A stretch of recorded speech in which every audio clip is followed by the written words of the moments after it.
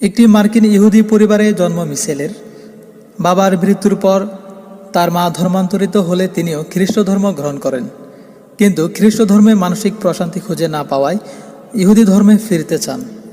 পরিশেষে ইহুদি ধর্মও তাকে আশ্বস্ত করতে ব্যর্থ হয়। এরপর তিনি ইসলাম ও মুসলমান সম্পর্কে আগ্রহী হয়ে ওঠেন।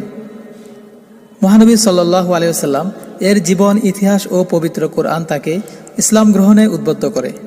তার ভাষায়, আমি নিউ ইয়র্কের একটি ইহুদি পরিবার থেকে এসেছি। আমার মা দক্ষিণ আফ্রিকা থেকে যুক্তরাষ্ট্রে এসেছিলেন, তবে তিনি ইহুদি ছিলেন। তিনি কাউকে ইহুদি পরিচয় দিতে স্বস্তিবোধ করতেন না। আমার বাবা মারা যাওয়ার পর তিনি একজন ক্যাথলিককে বিয়ে করেন এবং খ্রিস্ট ধর্মে দীক্ষিত হন। তিনি আমাদেরও খ্রিস্টান হিসেবে গড়ে তোলেন। কিন্তু 5 বছর বয়স থেকে আমি বলতাম, যিশু খ্রিস্টও একজন উপাস্য। আমি এই বিশ্বাসে কখনো স্বস্তিবোধ করতাম না। আমরা সৎ বাবার দেশ ফিলিপাইনে যাই। সেখানে আমাদের জীবন দুর্বিষহ হয়ে ওঠে। সৎ বাবা ধীরে ধীরে আমাদের প্রতি এবং আমার 2 ভাইয়ের প্রতি নিপীড়ক হয়ে ওঠে। কঠিন জীবনযাত্রার প্রভাবে আমার ভাষাগত দুর্বলতা থেকে যায়। আমার এক ভাই মদ্যপ হয়ে ওঠে এবং অন্যজন হীনমন্যতার শিকার হয়। যখন আমি বড় হলাম এবং আমরা যুক্তরাষ্ট্রে ফিরে এলাম, তখন আমি ঘর ছেড়ে বেরিয়ে পড়লাম। আমি কঠোর পরিশ্রমে মনোযোগী হলাম। স্রষ্টার জন্য আমার জীবনে কখনো সময় ছিল না, অতীতেও কখনো ছিল না।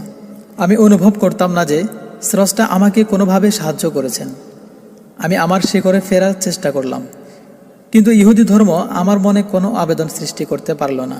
তাই চেষ্টা ছেড়ে দিলাম। বিভিন্ন সময় মুসলিমদের সঙ্গে আমার সাক্ষাৎ হয়েছে।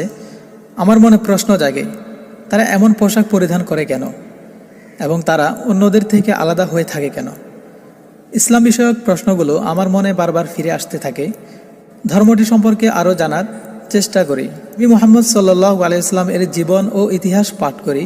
তার জীবন থেকে আমি দয়া, উদারতা এবং কঠিন সময়ে ধৈর্য ধারণের শিক্ষা লাভ করি। নিজের কাছে নিজের জীবনকে দিকহীন ও দিশাহারা মনে হয়। সুতরাং আমি আরও বেশি পড়তে শুরু করি। সূরা ফাতিহা পাঠ করার পর মনে হলো আমি ঘরে ফিরেছি। এতদিন আমি এখানেই আসতে চেয়েছিলাম। আমি ইসলাম ধর্ম গ্রহণ করলাম, আলহামদুলিল্লাহ। এরপর আর কখনো ইসলাম বিমুখ হয়নি। একত্ববাদের বিশ্বাস থেকে কখনো সরে আসেনি। মুসলিম হওয়ার কিছুদিনের মধ্যে মা ক্যান্সারে আক্রান্ত হয়ে মারা যান, কিন্তু ইসলাম আমাকে ধৈর্য ধারণে সাহায্য করে। দুঃখ ব্যথার সময় আমরা শুধু আল্লাহর কাছে যেতে পারি। ইসলামে চূড়ান্ত সত্য ও পূর্ণাঙ্গ জীবনধারা, আল্লাহর পক্ষ থেকে মানুষ জাতির প্রতি প্রেরিত শেষ সত্য এবং শেষ সুযোগ। আমি আশা করি একদিন পৃথিবীর মানুষ ইসলাম সত্যতা ও